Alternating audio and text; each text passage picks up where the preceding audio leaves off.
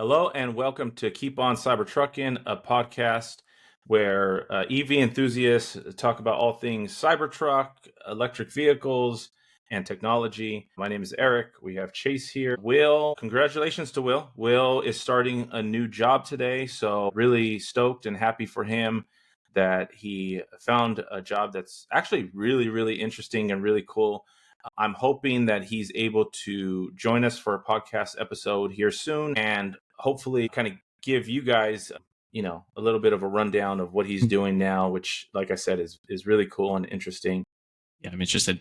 Yeah, it's cool stuff. But today, I think one thing that we've been talking about throughout the week, Chase, and something that I think we want to kind of dive into here on the podcast is the whole controversy, so to speak, behind Mark Rober and his YouTube video that he released a few days ago.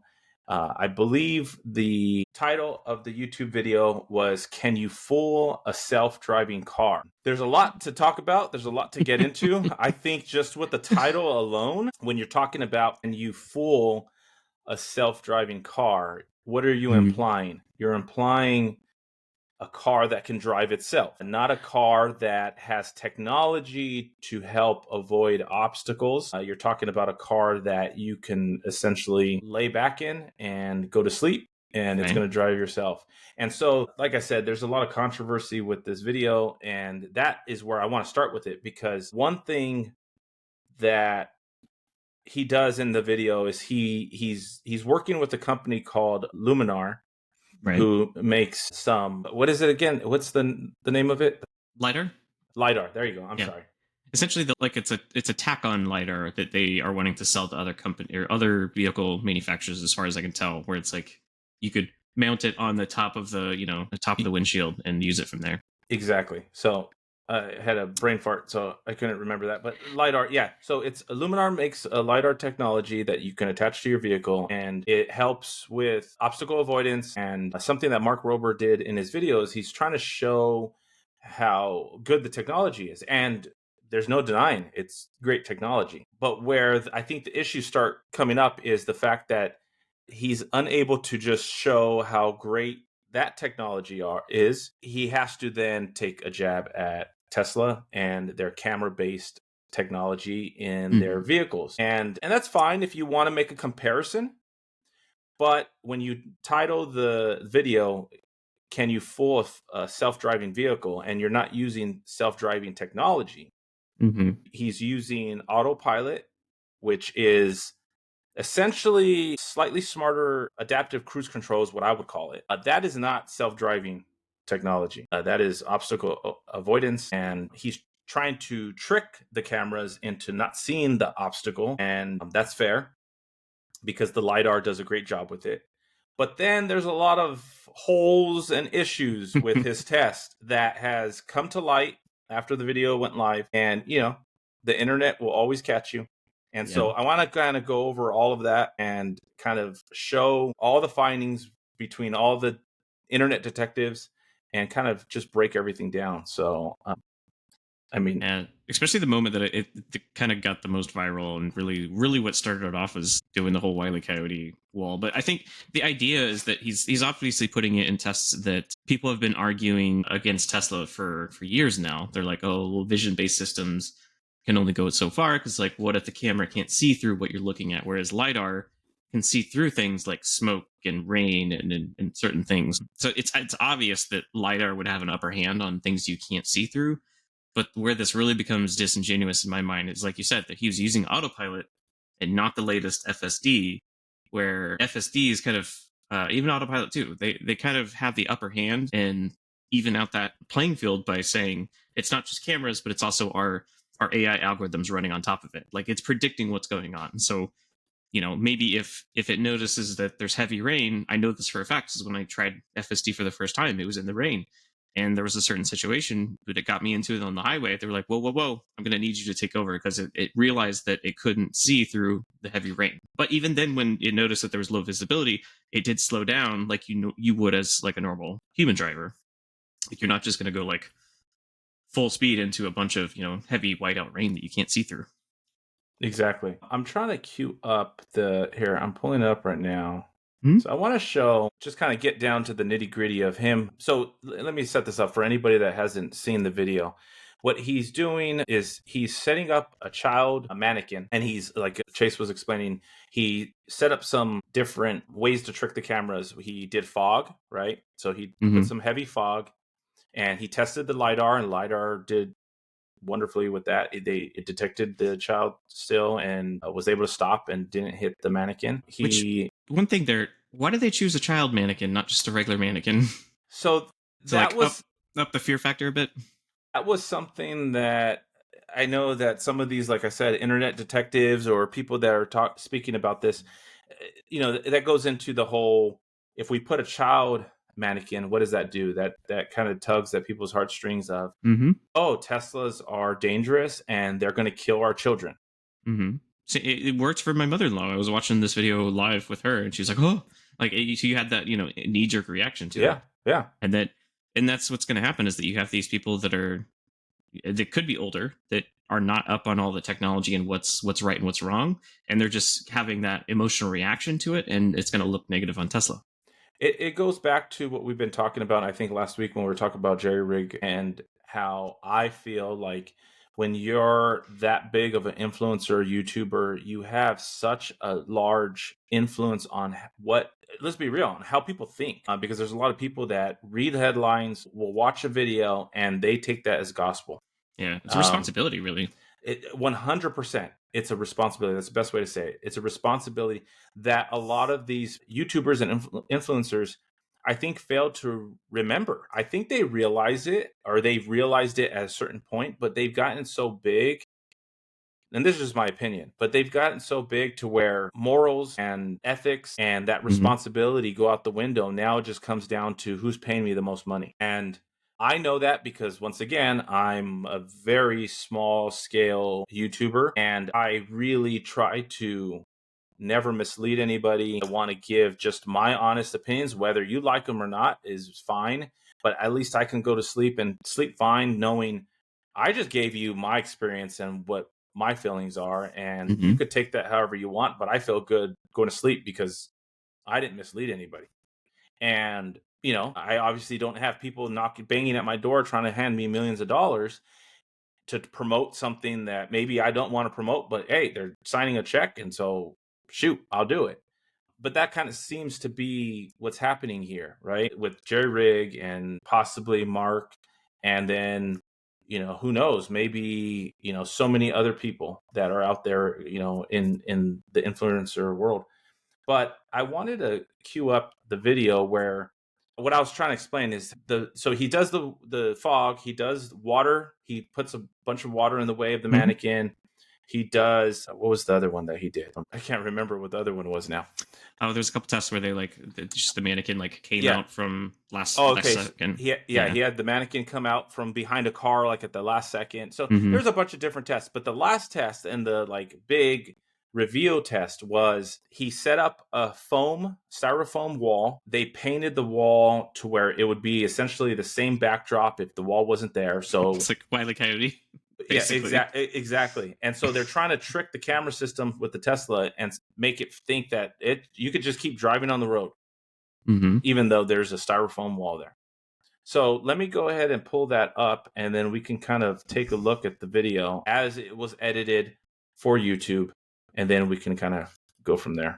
So here's this styrofoam wall, and here's this helpless mannequin child that is in a very awkward Mm-hmm. position, leaning back. He's got a crazy strength in his abdomen. But let's go ahead and play this.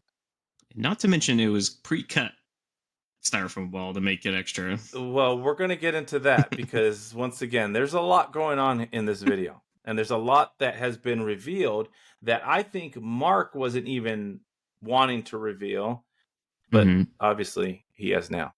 Which he knows it's going to go through at this moment. That's why he's scared. Oh boy. Yeah. It's a big claim. So, Which, I mean, to give him the benefit of the doubt is like the idea sounds like kind of crazy, but it seems like a silly idea that he could get behind. And then honestly, if he was genuine in all of the science behind it, then we could give him a pass. He'd be like, oh, okay, FSD needs some work, and it would be, no problem. But the fact that like he didn't do it to like a full honest test that would actually put it to the test is where it's an issue. And a lot of people, just from that clip alone, you notice that there was separate cuts. So we see like from the point of view as he's driving, there's a lot of questions where you could see right before the point of impact, they're like, wait a minute, there's no actual autopilot on.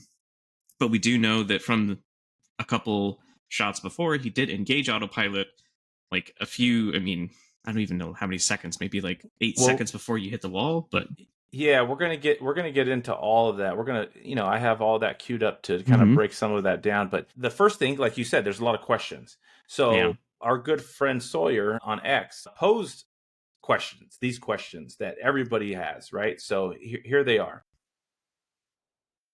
He goes, I have some questions. Number one, your video, can you fool a self-driving car, uses Luminar's latest tech, but not Tesla's latest FSD software? Why? Correct. So that goes back into, why are you using Autopilot? Why aren't you using FSD? Okay, so there's question number one. Question number two, Autopilot was turned on at 42 miles per hour in your YouTube video, but you turned it on at 39, 40 miles per hour in your clip above. Okay, so this is also Mark Rober posted on X raw footage of what he's claiming is the clip to try to debunk all of everybody's speculations. So what Sawyer's saying here is, in the YouTube video, it's showing one speed when you engage, but on this raw video clip that you're providing now, it's a different miles per hour. Right. Why so? Well, we now know the answer to that, and we'll get into that in a little bit. Question number three. In the clip above, Autopilot was activated much closer to the wall than in the YouTube video clip. Once again, kind of going hand in hand with question number two, seems a little sketchy, right? You're talking about some inconsistencies in the YouTube video and the raw clip that he's providing as evidence. So there's an issue there. Number four, in your video above, you turned on Autopilot 3.8 seconds before hitting the wall, but it appears you gave Luminar a much longer head start with their tech activated. Why? And then number five, why was putting a child dummy doll behind the wall a useful thing to do? What car would possibly see or react to a kid through a wall after crashing into that wall?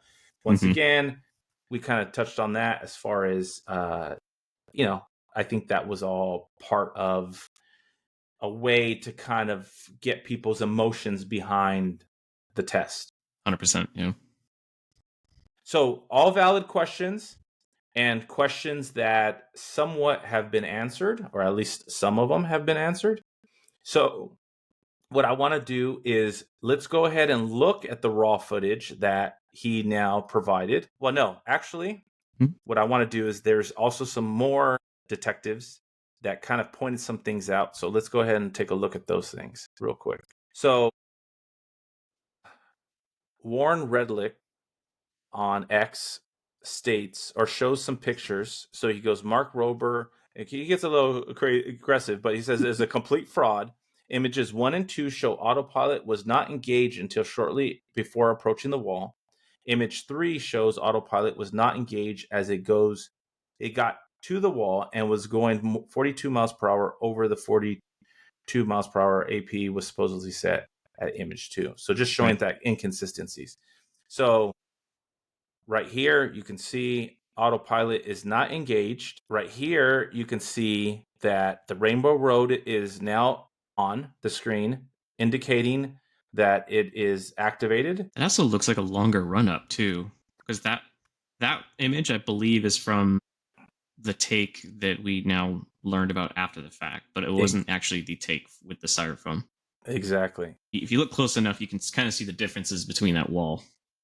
And then you could see here, you could see the walls back here, and he's going 42 miles per hour. He's that close to the wall. Remember, in this image, look how the distance is, right? There's a big distance.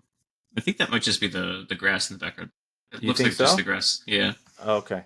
But I'm not sure how close he is to the wall, but it's close enough where the Autopilot either disengaged itself or wasn't even engaged yet, because you can tell it wasn't on. Okay, here, let me pull up this. Let me pull up the here. We have clip here. I'm just going to pull up his YouTube video to show what everybody pointed out. So let's go back. Okay, so we're right here. Let's go back to. And this is really what's like, even for myself, when we're starting to see these details kind of emerge, I'm like, wait a minute, there's something up here. Like, Oh, look, it's got my algorithm. Push that button. It's got my algorithm. I didn't know it can grab walk. Okay, so I don't think we need the audio here. Yeah, but the discrepancies is what started to get me curious. I'm like, wait a minute, okay, there is something extra here. Like the edits are not making sense. Exactly. So right here you can see he's going 40 miles per hour. Autopilot is not engaged. Okay. Notice, okay. He's a lot further back. He's a lot further back than the previous shot. Exactly. Once again, 39 miles per hour, still not engaged. Autopilot. Mm-hmm. Okay, now it's engaged, right? You can see it here. Engaged at 39. Okay, now, so it's engaged, and then he goes through the wall right there. It's 42. You can see. Yeah. As he's hitting the wall, there's no autopilot engaged. And he was going 42 miles an hour, which is faster than what? Exactly. Why would it be faster if he engaged it at 40 miles per hour? Why is it now faster? 2 miles per hour faster, but yet you're showing it's not engaged anymore. So that's where a lot of issues are, right? They're sitting there going, people are sitting here questioning Mark Rober and his, how genuine he's being in this video. And if his whole intent, his channel is great. He provides a lot of great information. He's doing a lot of work with kids. There's a lot of good. I'm not going to sit here and question Mark as a person. Mm-hmm. But I really like this stuff. Exactly. But I mean, it is what it is, right? Yeah. I mean, he's still in trouble, but I still like him. Yeah, there's clearly autopilot was not engaged. Now, once again, we go back to the question of why wasn't FSD used? Why was it autopilot? Obviously, Mark has all the resources, knows a lot of people. He can get the latest and greatest Tesla vehicle because he can make the claim, well, my Tesla doesn't have FSD. He can get a Tesla from somebody to test, FSD. He could get a Cybertruck. Or, like, why didn't he just contact Tesla and have a Tesla representative there for the Tesla tests? But he did have a representative from the Luminar tests. So it's like there's a lopsided bias there. There's issues with that as well. Why was there representation for Luminar but not representation for Tesla? Now, I will say this. Tesla isn't always the best at doing stuff like that. I don't know if he reached out to Tesla. I doubt it. He hasn't claimed that he did. But I think even if he did, I don't think Tesla would have even sent anybody. I'm just being honest. I don't think they would have. So, I mean, Mark, why not use that as your excuse? But, it's just, it's one of those things that it goes back into what I was saying last week with Jerry Rigg and what I was saying earlier. You have a responsibility. You're naming your video. Can you fool, a self-driving vehicle when the vehicle you're using isn't even a self-driving vehicle? Like you're not using any of the self-driving tech or a portion of it, but not the full system. Doesn't make a lot of sense. Might as well rename the video. Can you fool a Tesla Model 3 with 8-year-old tech? Exactly. You know what I mean? It goes back to what you were saying about Corbin Williams on X goes, Mark Rober would bring a rep from Luminar, but not a rep from Tesla. What happened to all these previously great respected YouTubers? They've all become sellouts before our eyes. Hey, I think I'm a great respected YouTuber. What are you talking about, Corbin Williams? And we'll completely glaze over the image on the left side. Notice the phone that they're using to record with. They superimposed a Google logo over it and forgot to turn the logo. It's clearly an iPhone that they're trying to make it look like a Google Pixel. In I don't know if that's an iPhone. The camera looks a little. It's people called it out that in this shot it looks like a Google Pixel, but if you look at the reflection from the actual screen of the Tesla, you can see it's clearly an iPhone. So people. When you find one discrepancy, then people are just like, "Oh my gosh!" It's with crazy the eye of Sauron looking at every single frame. You're like, once again the detectives. of the internet are I mean, crazy. I'm sure he has a deal with Google to use their Pixel phones, and that's probably what that's going on. But that's not the case that we're going to dive into. No. So now I want to show the raw footage that he sent. Okay, because once again, discrepancies. So let's go ahead and share that. Here it is. So this is response. This is from Mark Rober's X account, and he goes, "Here's the raw footage of my Tesla going through the wall. I'm not sure why it disengages 17 frames before hitting the wall, but my feet weren't touching the brake or gas." Once again, we can't see that. So, okay. Engages at 42. And notice it took a while to engage it, so he engaged it pretty late. Yeah, that was another thing. He was having trouble engaging Autopilot. Why? Was Autopilot telling him, no, there's a wall there? Or there's something, we're sensing something we don't want to because the errors did pop up. Like that was something other people were calling out too. Like when you tried to engage it. Here we go. Yeah, it was right giving him an error right there. It's telling him something. We can't see what it says, but it's telling him something. And then now, if you notice, in the YouTube video, he engaged Autopilot at 40 miles per hour, which we showed just a few seconds ago. In this raw footage, it's 42 miles per hour. So once again, discrepancies. Edited YouTube video, 40 miles per hour. In this raw footage, that's supposed to be his proof that he wasn't doing anything funny, 42 miles per hour. Discrepancy. Also, you'll see right there, there's no more Autopilot engaged. And he's admitting that, yes, it disengaged. Why did it disengage? Well, here's the other question. So back up just a little bit again, because what's interesting is that unless he has his roll turned on, like when the Autopilot disengaged, shouldn't it start to slow to a stop if his foot was not on the gas? Like it disengages and it doesn't slow down instantly. It continues that 42 until he hits the wall.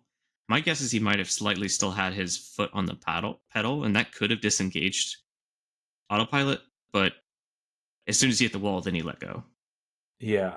And once again, it goes back to, I mean, okay, here's another thing. You could see his foot clearly down there. I mean, we're going to nitpick, but I mean, that's what we're doing here, right? When I'm in Autopilot, full self-driving, my feet aren't on the pedals. Right. Just why is his foot on the pedal or right above the pedal, hovering over the pedal, on the pedal, barely touching the pedal, pressing the pedal? I don't know. Right.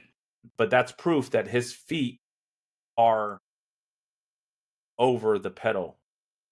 Whether it's touching or not, I'm not sure. So it's just, there's a lot, right? And then let's get into the cutout. Which I'm sure they only had like enough styrofoam to do the one take. You know what I mean? Well, I don't know. So, even if it was a guy with 65 million subscribers, I'm sure he could have had 10 styrofoam walls there. But I know what you're saying. Like I don't, even if for me, like if I was doing this test, in halfway through I noticed that okay, it's not engaging the way that you planned it to. Like at that point, I would have just completely slowed to a stop, back it up, redo it, and let's get it like a good take.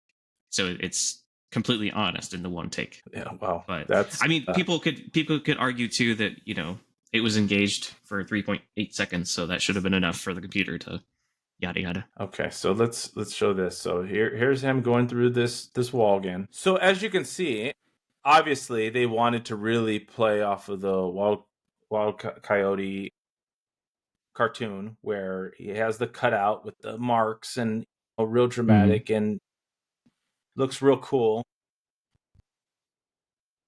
But that all comes into play when it comes to Mark sharing what exactly went down that day or days, as we have learned, as far as this video. So Mark went on to Philip DeFranco's show on his channel and did an interview. And in that interview, he gave some answers to some of the questions that people are having. So let's go ahead and kind of get a transcript of that. So his answer on why he used Autopilot and not Tesla's FSD, here's his answer, quote unquote. My understanding with FSD is that you have to enter an address for it to work, which is false. Yep. The sensor is not different, whether it's FSD or Autopilot. Knowing if that's a wall or not, that doesn't change. I'd be happy to rerun the experiment in FSD, but I'm pretty confident it wouldn't be a different result.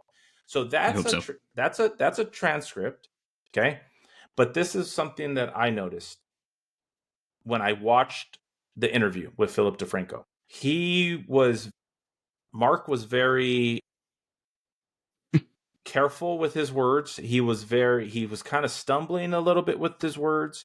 If you watch his YouTube, he's very clear and doesn't seem to have any issues with being on camera or nervous or any of that. He seemed a little nervous or careful in this interview, which kind of, to me, tells me that either A, he's very concerned about how he says something, or B, or he has legal telling him to make sure you say the right things because you're already in hot water. His lawyers probably had cue cards like standing off screen. So when this question was posed to him, why did you use Autopilot, not FSD? He says, I didn't know there's a difference. That's what he says. He didn't know that there was a difference between the two. And then he goes on to say that his understanding was FSD needed an address for it to work. So you thought they were the same, but then you had a reason why you didn't use one as opposed to the other. Doesn't line up. Okay. Well, that argument doesn't even make any sense because they weren't on a closed road. No, like they weren't just on a strip of road that wasn't closed. It still had a line painted in the middle, which they could have painted themselves, but they could have easily made this experiment work even with that limitation with FSD. They could have put in the local Walmart if that was true down the street that's in that direction, and right. And so you're 100% right.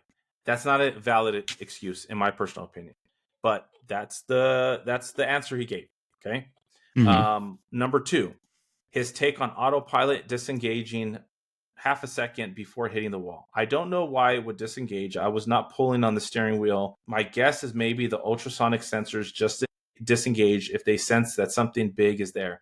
I don't have a horse in this race. I love my Tesla. I'll probably get a new one when they come out. Well, once again, I don't know what new one is coming out, but you can go get a Tesla right now. I don't know what you're waiting for. It's a very educated guess. You know what I mean? Like, guessing that the ultrasonic sensors disengaged before that happened is very educated to also not know that FSD works in a certain way. Like, that's where it doesn't make any sense. This guy's a NASA engineer. He owns a Tesla, so it's not like he's not had his Tesla update in the last 8 years. So he's aware of FSD. You know, that was a perfect way to say it. He was a former NASA engineer. You're going to tell me that he doesn't know the difference between Autopilot and full self-driving? Yeah. It doesn't add up. So number 3, mark on if there were multiple takes of hitting the wall, going back to the raw footage and the YouTube edited video. His answer was, there was. We did a take. It went right through. I think that was one that was at 40 miles per hour, which is what we saw in the edited. But instead of cutting through it, which would visually look cool, it just kind of tore through the side. 3 weeks later, we went back out when scheduled permitted. This time with a styrofoam wall, it went through the wall twice. So he's at least admitting there's multiple takes. There was a 3-week time frame between takes, and that they brought originally it was just like almost like a sheet, right? Like a giant sheet that was covered up, that was painted. They wanted some wow factor. They didn't like the way it looked visually, so they got a styrofoam wall, and then they did a cut through it because they knew it was going to go through. You know, and they wanted it to look cool. So, you know, it just goes back to, you know, once again, if you're doing a bunch of takes and you want genuine reaction and you want all that type of stuff, you're not going to have it if you're doing a bunch of different takes. If it's a genuine test, I don't think you do a bunch of takes. Yeah. Because you want one take, you want it to do whatever it's going to do, and then that's the result. Right. As opposed to let's do multiple and then make it look cooler. Right. You know, it just... Look at Mythbusters. That's exactly what they did. And even then, like, anytime that they had to redo it, it was usually because they had already proven that it doesn't work, and you see the raw results, and then they go back and they like, all right, let's amp it up to 100 and make sure that, all right, at what point does it do the thing, and then that's what they show. Exactly. But you know that it's for show and it's not for science, which this feels like it's like advertisement that has a little bit of mix of science, and it feels like science-y, but it's not really good science at all. Exactly. Number 4, a mark on Luminar. You know, once again, people saying you got paid by them or whatever the case is. They gave us, this is his quote, they gave us no money. They had no say in the edit. They did not approach us. I reached out to them and said, hey, will you let us borrow some cars? We didn't know what would happen. We told them if LIDAR fails, it goes in the video. If Tesla passes, it would have gone in the video. I don't have a horse in this race. I do not own any Luminar stock. I have no options, no puts on Tesla. There's no financial anything in here. Okay. It's very, very specific what he just said there. Like if this was him just talking, I don't think he would have said, I don't have, I have no options. I have no puts on Tesla. He's very, very specific about like what the lawyers, I think, told him to reiterate. To be fair, I will say this. To be fair, in the interview, Philip did ask him specifically, do you have any options? Do you have any puts on Tesla? So he did answer it using the same language. But, once again, it's normal in all of the entertainment business that when you do an interview, typically there's a pre-interview that you do prior to going to actually filming or going live. And Philip did say that in their interview. He did mention that in the conversation prior to this conversation, yada, yada, yada, right? And so there was a conversation prior to them, doing the official interview. And what was said behind closed doors, I don't know. And I'm not trying to sit there and say there's anything fishy there, but it's something that you should know, that they had a conversation prior to that conversation. So, and typically in those conversations, there's, the person being interviewed will say, I'm not answering this question. I will answer that question. And the person interviewing will ask, can I ask this question? Can I ask that question? So just throwing that out there. It was something that I caught. I caught that in the interview that Philip did say that, whether he was supposed to or not. I don't know. I mean, we could get into, he's saying that, all right, Luminar didn't give any money, but that doesn't also completely be honest about his association with the company. So here we go. This was back on January 1st of 2022. Mark Rober tweeted, we freaking did it. Thanks to the 600,000 plus individual donors from 191 countries and some help from my buddy Austin Russell for the final push.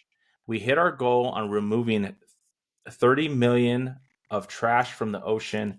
This is a huge W for the turtles and everyone who helped in any way. Fantastic. This is great news, right? Back in 2022. He did. And once again, I'm never questioning Mark. He seems like he's a good guy and he does good things. So he mentions all the help from 600,000 plus people in 191 countries, specifically gives a big shout out to Austin Russell. Okay. Who's Austin Russell? Well, let's do a quick little Google search, which Robin did for us. And Austin Russell happens to be the CEO of Luminar Technologies. No. This is total coincidence. This is just a good guy doing his thing, like giving 30 million. So who was the company that was featured very positively in this video? Luminar Technologies, who Austin Russell happens to be the CEO of. So Yeah. what does that tell us? That tells us that they have a history, they have a relationship, and take that as you want, right? Mm-hmm. They don't need to get, he doesn't need to directly get paid from anybody to benefit from Luminar looking good in this video. But Right. if his buddy does well because of it, and I mean, here's another thing. In the Philip DeFranco interview, Philip asks him if he owns any Luminar stock, mhm. or if he has anybody that he knows or associated with owns Luminar stock. And he answered it as no. But if your buddy is Austin Russell, isn't that somebody you know that has Luminar stock? Right. And what has Luminar stock done in the days after this video? Can you tell us, Chase? Oh yeah, like it's as soon as it happened, it jumped up, 20%, and it's gone up another up to 48% on this last week. So it definitely had and even that's all of the finance articles about it, talked about just like that. Shares soar after a viral test drive featuring Luminar. It definitely did what I think they wanted it to, because now, just next week or the week after, very coming up soon, is going to be their shareholders call. So they've got earnings coming up. So it's very, very timely to happen right now, when at a time where the stock has been, in the last 5 years, it's down 95%. That's not even from the peak. That's down 95% from when it IPO'd. So very interesting timing. And one more tidbit specifically about Austin is, I didn't even realize this until I found it from Google just now. When his company went IPO, he was 25 at the time, and basically became a billionaire from the IPO in 2020. The stock came out at 150 and shot up to like 500 a share, and then has been coming down from that ever since, and now is sitting, albeit up 40%, it's now at like $7.20. He's now 5 years later from becoming a billionaire, and definitely not a billionaire anymore. Friends with Mark Rober. I think, if anything, if I had to read between the tea leaves, is that he gave Mark a solid back in 2022 when he had still enough money. Like the shares were at 260 at the time, and then now he was talking to him after the fact, like, hey, what can we do? I need help. And he probably was like, yeah, I could feature you in a video. And he probably, if I had to like kind of put on my tinfoil hat, Mark probably really was genuine about the reasonings behind this, because it's like the whole other side of the video, which is really cool, by the way. It's worth watching, not just for the testable shit, but the first half of the video, he was talking about a mobile LIDAR apparatus that he snuck into Disney, and then was doing like LIDAR scans of all these cool Disney rides. So I think that's something that he was very passionate about. And he's like, hey, I've always wanted to do this video. Why don't we'll loop this in, and we'll talk about the LIDAR technology as a part of it. And then that's probably where the obvious question of like, well, let's put it up against the Tesla, because LIDAR versus vision is a big hot button topic. I would almost say that everybody does whatever they want to do, and that's fine. Mark has been very successful in what he's been doing, and so more power to him, respect to him. He's built a great following. He does a lot of great videos. So, I give him, I respect him when it comes to what he's built. But when all this comes out, it's almost like, it feels me, I'd much rather just sit there and say, hey guys, this is the deal. Okay. My buddy came to me, company's struggling. He's struggling. He wanted my platform to see how great his technology is. So I wanted to do a cool, fun video where I showed the Disney aspect of it, where he goes to Disneyland and he uses the LiDAR to map out Space Mountain. So if anybody's been to Disneyland and Space Mountain, it's a roller coaster, but it's indoors and it's pitch black. So you can't see the roller coaster. So you don't know if you're going to turn left or turn right, go up or go down. You don't know what's next. So he says it's always been a childhood dream of his to kind of see what it really is. And so he used LiDAR to map it all out and replicate it with 3D printers and put it on a desk and just kind of show this is what Space Mountain looks like. So cool concept, cool idea. And he could just sit there and say, hey guys, this is what it is. My friend was struggling. I wanted to help him out. And so I wanted to give his company some light and some attention, positive attention. And so I'm making this video, and we're putting it up against Tesla, and we're putting it up against, their technology. And we want to show which one is better, and then just be genuine about it. And which one wins, it wins. And worst case scenario, they're even, they all succeed. But you could just sit there and say, hey, well, this is another version of technology that you can use, Right. And just be honest and say that's what it is. But once again, he has 65 million subscribers. The video, I think right now, is at 15 million views. He obviously knows how to go viral, and I don't. So he clearly knows what he's doing. He has, they always say, right, there's no such thing as bad press. And so he has all of it right now. He has us sitting here talking about it for almost an hour now. And so he obviously did something right, but it just, in my personal opinion, I think for a lot of people, kind of just, it doesn't look good, because he's having to explain so much, because there was a lot of holes in his test. I think he's anticipating a call from the SEC, because I didn't realize apparently it's even closer than I thought. Earnings call is tomorrow. So they came out with the video. They came out with the video on Sunday, the 16th. Markets back open Monday, and earnings call is on Thursday. That's very suspicious. Regardless, if even if, like I said, say FSD was used in this and it didn't work, and they're like, oh wow, I guess FSD is better than we thought, or whatever the case was. The fact that it's also featuring Luminar a week before earnings is very suspicious, when their stock has been down 95% for last 5 years. And he did state in the Philip DeFranco interview that this video has been in the works for what he claims to be a year and a half. So he's trying to sit there and say that, this was before all of the political stuff with Tesla. This is before, he's been planning this. And I do believe that he's been planning this. It could be. It's huge production. I understand that. A lot of money goes into it, a lot of moving parts. But once again, if you have a year and a half to plan a video, you should know the difference between Autopilot and FSD.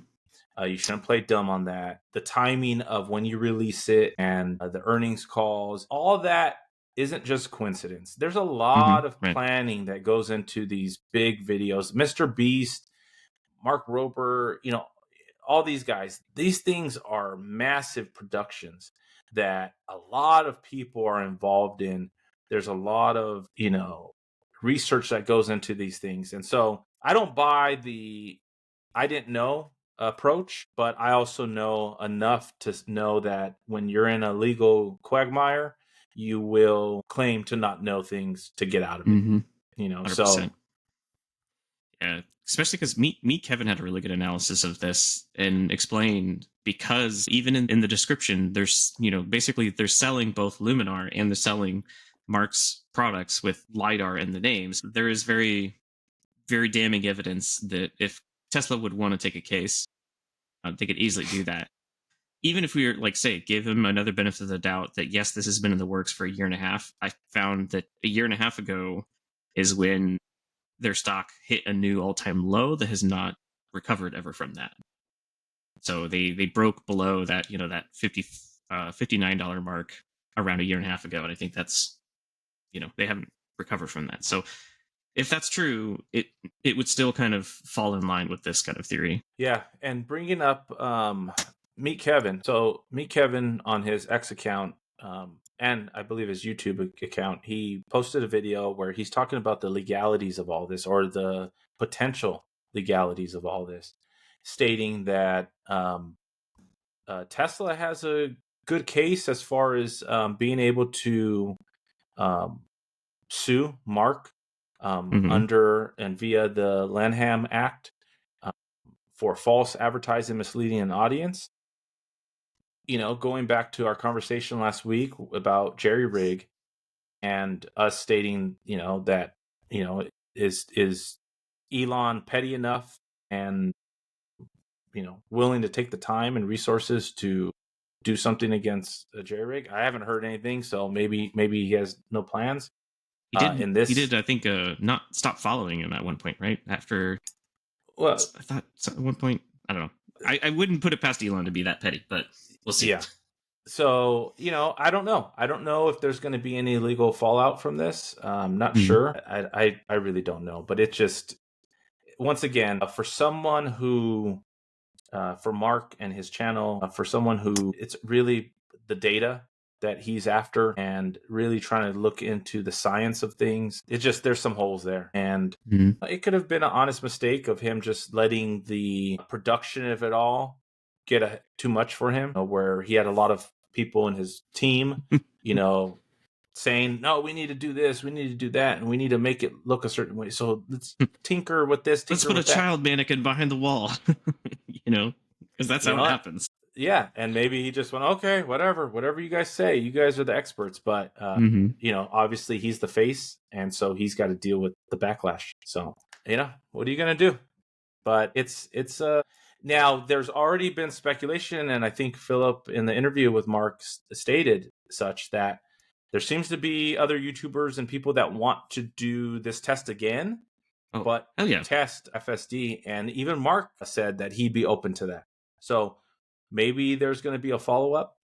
I'm not sure. Hopefully we don't have to wait a year and a half to see that video. I mean, I hope like Wes or somebody is like would just step up and be like, I'll join you on that ride. Or if not a Tesla employee, at least to like one of the bigger influencers, like, well, call up Farzad. I'm sure he'll go out there. That would be actually amazing. But that's also if Tesla feels strongly that their technology will succeed, right? Because that would be great if they got Wes, who's the lead engineer for the Cybertruck.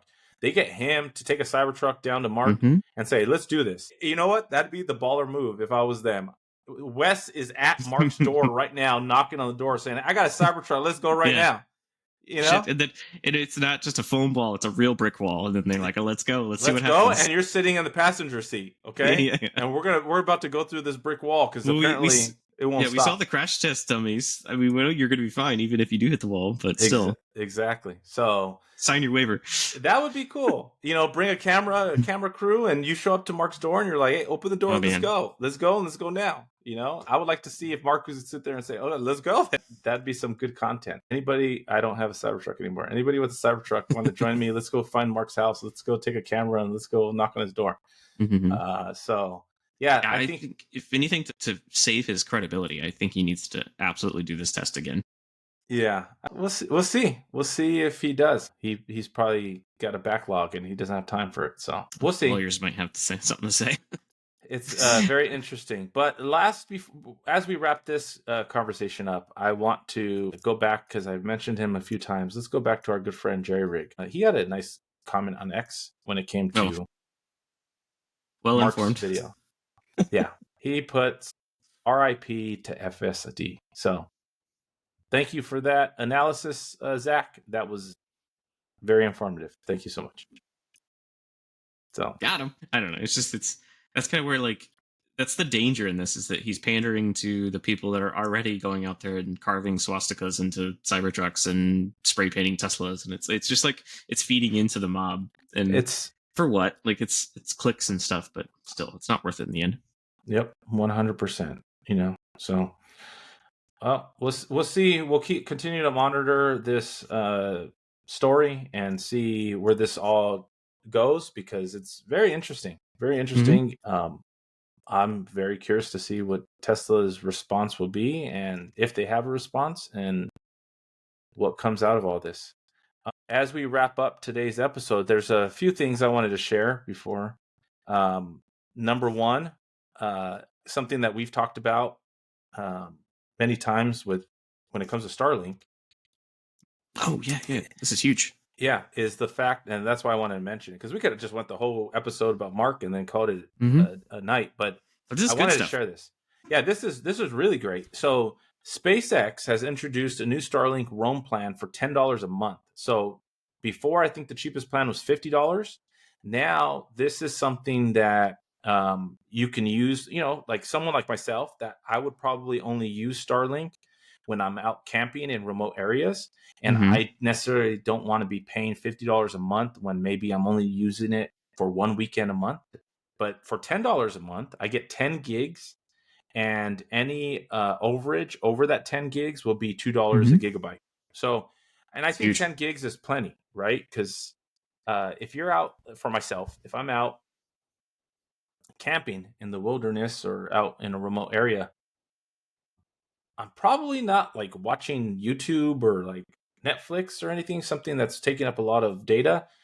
It would probably be just to have the ability to make phone calls or send a text message or even some very light, web browsing if I was going to do Mhm. that, because I'm trying to enjoy the peace and quiet. So I'm not really trying to be on my device. But so I think this is great. I think this is great. But here's one thing that I want to point out to people, because when I saw this, I immediately went onto Starlink.com and I was trying to find the plan. You can't find it. So the way it works, from what my understanding is, you have to already own a Starlink, or you can go buy one, right? You can run Mhm. to the store after we end our podcast. You can go and buy one and then set it up in the app. And then once you have it set up, then in the app, you will have the option to purchase this plan. You won't be able to do it before you own the hardware, is pretty much what I'm trying to say. Yeah. So As you go into activate it, which is great because I've used this actually a couple of times now on the $50 a month plan for if like our internet goes out, which happens last month. okay. Internet went out and it was out for a good day, if not day and a half.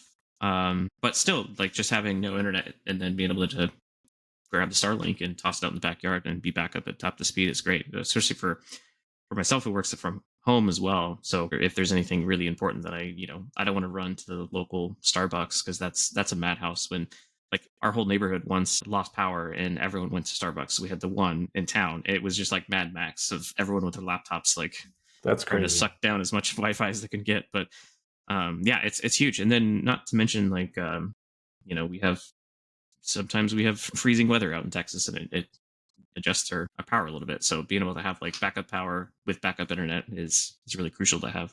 That just makes that one-off day even cheaper, because I think I did look. Well, this looks like it's only for, or it's a roam plan. Yeah, Does it's the that, same one. okay, so it's the same Yeah. thing. It doesn't matter. You could have the home Starlink and you're fine.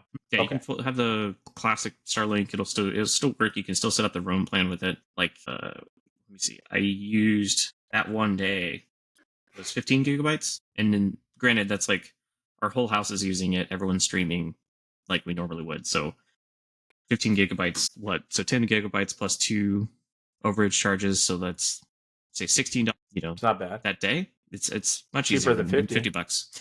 And the $50 is what made me go buy a Starlink in the first place, because I knew that we talked about it, last year on the podcast about like, well, I would love to have it as a backup system, Yeah. but I didn't want to commit to paying like $140 a month, because it's just like, that's too much. That's for, a lot. That's a lot for a an backup. insurance policy. Yeah. Yeah. 100%. So no, But that's this- great. And you can activate and deactivate it month to month if you need to. So I had it for the whole month. If I needed it, just let it just deactivate. And then if I need it again, I'll just go on my phone. Hopefully there's cellular to be able to activate it. But yeah, go on my phone, then go from there. Because I think you have to actually go through the website to activate it. You can't activate it via the app anymore, which is a whole other thing. But yeah, that's good info, because I don't have a Starlink, so I probably will get one now that there's a plan that's that cheap, as like you said, as an insurance policy, or once again, when I go camping, because anybody that knows my channel, I got stranded when one of their inverters went out in my Cybertruck, and it was a struggle to try to find self-service. So if I had a Starlink, it would have been much smoother and easier process for me. Especially the Mini. I'd love to pick up the Mini now. Yeah, that's what I would do. And then lastly, I wanted to bring back a old little segment of ours, which was Rap of the Week. I think, Chase, you sent this, if I'm not mistaken. But we have a Cybertruck school bus. Our friends in Colorado. Steven, if you're watching, this is things from you.